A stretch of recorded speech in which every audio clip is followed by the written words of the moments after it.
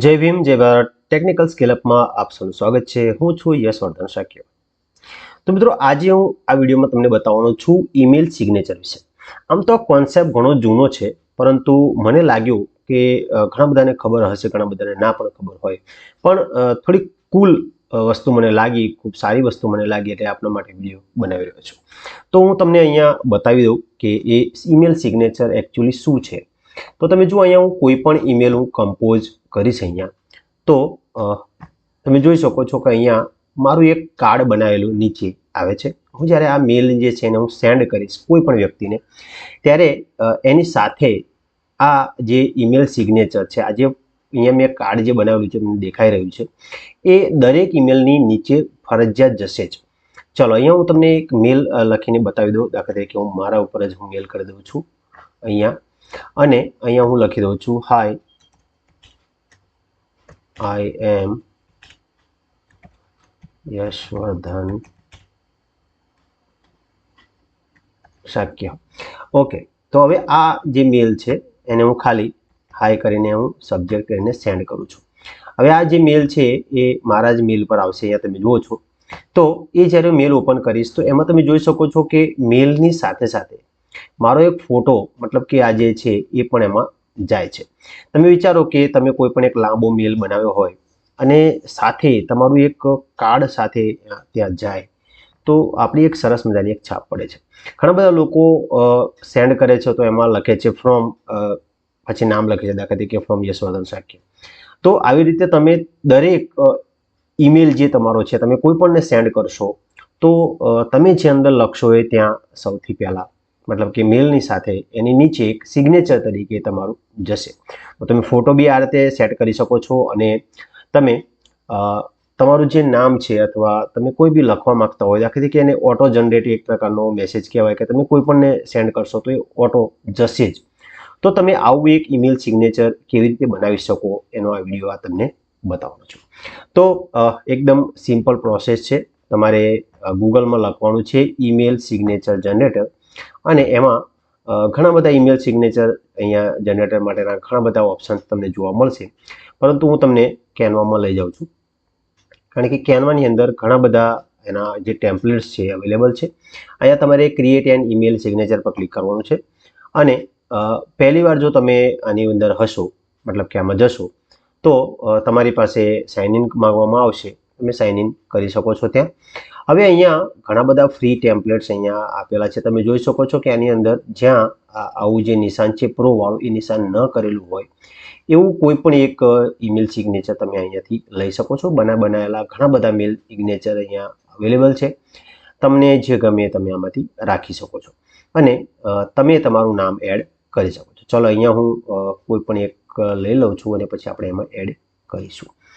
તો લઈ લઈએ, શું લઈ લઈએ, ચલો આ એક સરસ છે, આમાં આ લઈ લઈએ, બરાબર। આને હું અહીંયાથી, અને આ બધું હવે આપણે બંધ કરી દઈએ છીએ।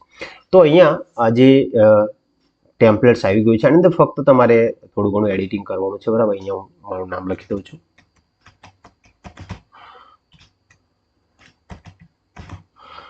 ઓકે। હવે આ જે છે એને તમે નાનું મોટું તમારી રીતે કરી શકો છો। તમારે આને થોડું ઘણું એડજસ્ટ કરવાનું છે। તમે જે રીતે ઈચ્છો એ પ્રમાણેનું એડજસ્ટમેન્ટ તમે આમાં કરી શકો છો, બરાબર છે। અને કેનમાં એકદમ ઘણી બધી વસ્તુ એમાં ફ્રી છે, ઘણું બધું પેડ છે, તમે પેડ વર્ઝનમાં લઈ શકો છો। અહીંયા તમે તમારી કોઈ કંપની ચાલતી હોય અથવા તમારી કોઈ ચેનલ હોય તો એનો લોગો પણ અહીંયા તમે રાખી શકો છો, મૂકી શકો છો। અહીંયા આ જે લોગો છે એને હું રહેવા દઉં છું। ચલો અહીંયા બિઝનેસ એનાલિસ્ટ લખ્યું છે, એની જગ્યાએ હું અહીંયા ડિજિટલ ક્રિએટર લખી દઉં છું।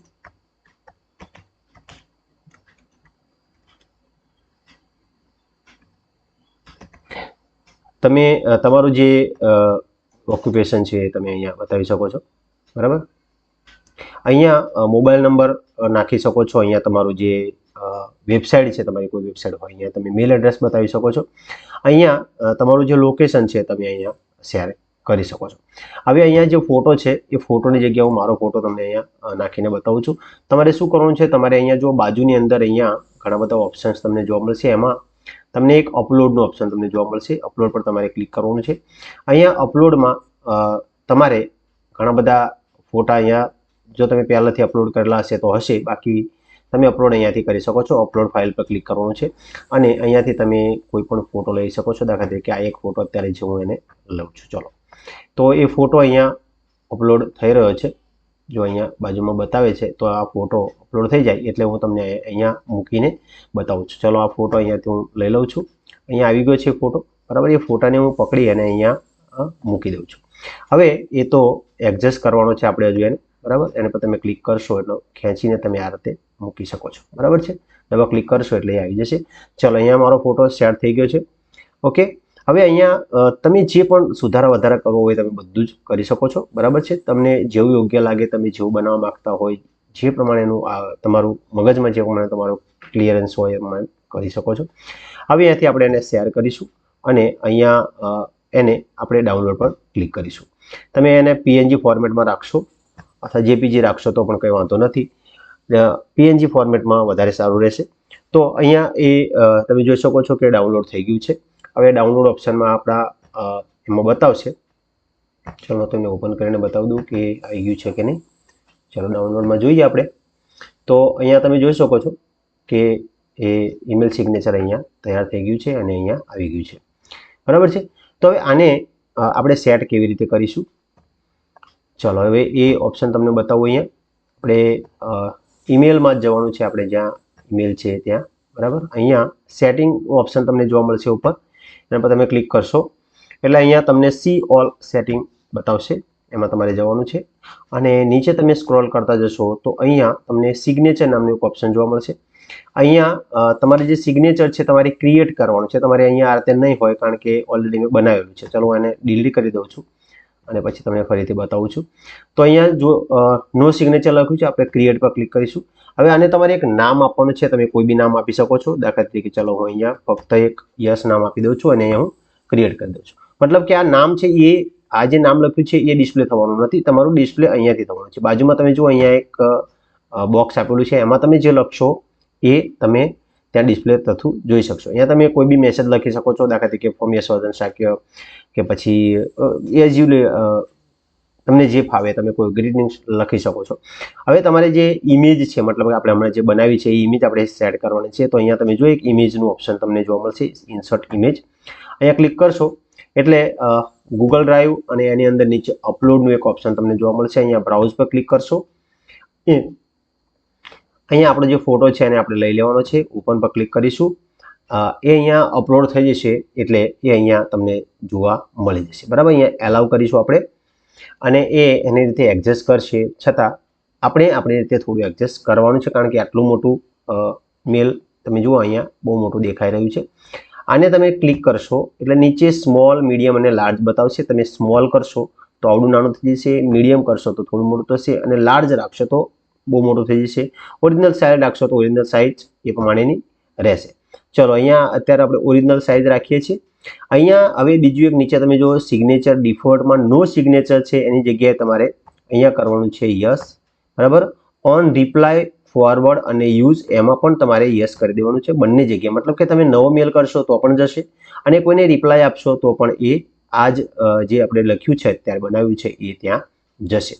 હવે નીચે અહીંયા સેવ ચેન્જીસ પર આપણે ક્લિક કરી દેવાનું છે. ગણતરીની સેકન્ડમાં આ થઈ જશે. હવે તમારે એક મેલ કમ્પોઝ કરીને જોઈ લેવાનું છે કે એ આવે છે કે નથી આવતું. તમે જુઓ અહીંયા નીચે આખું મારું જે બનાવેલું જે સિગ્નેચર ઇમેજ સિગ્નેચર નીચે આવી ગયું છે. હવે આને આપણે સેન્ડ કરીને જોઈ લઈએ, બરાબર છે. એક વખત આપણે ફરી વખત સેન્ડ કરી લઈએ. ચલો, અહીંયા હું થોડો લાંબો મેસેજ આપણે ક્યાંકથી કશું કોપી કરી લઈએ, બરાબર. ચલો, આમાંથી કશું મળે તો આપણે કોપી કરીને લઈ લઈએ એટલે તમને નીચે કેવું દેખાય છે ખબર પડશે. ચલો, અહીંયા આ લખ્યું છે એને હું કોપી કરી લઉં, ક્યાંકથી લઈએ.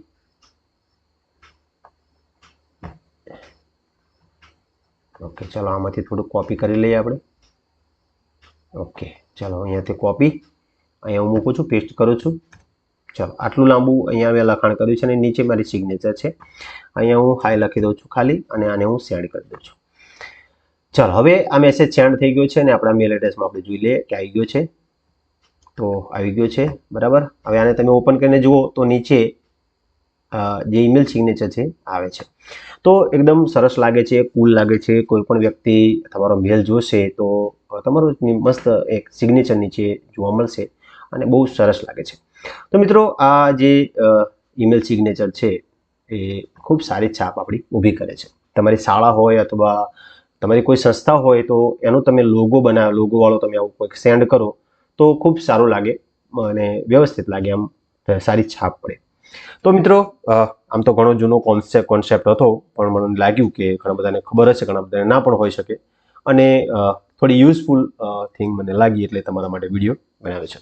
તો વિડીયો કેવો લાગ્યો મને કોમેન્ટ કરીને જરૂર જણાવશો મિત્રો. ઘણા બધા લોકો વિડીયો જોવા જરૂર આવે છે પણ લાઇક કરતા નથી અને સબસ્ક્રાઈબ પણ કરતા નથી. તો મિત્રો વધારે લાઇક જરૂર કરશો અને વધારે લોકો સુધી પહોંચાડશો, જેથી ટેકનિકલની જે દુનિયા છે, ટેકનોલોજીની દુનિયા છે, એનો ઉપયોગ બધા લોકો કરી શકે.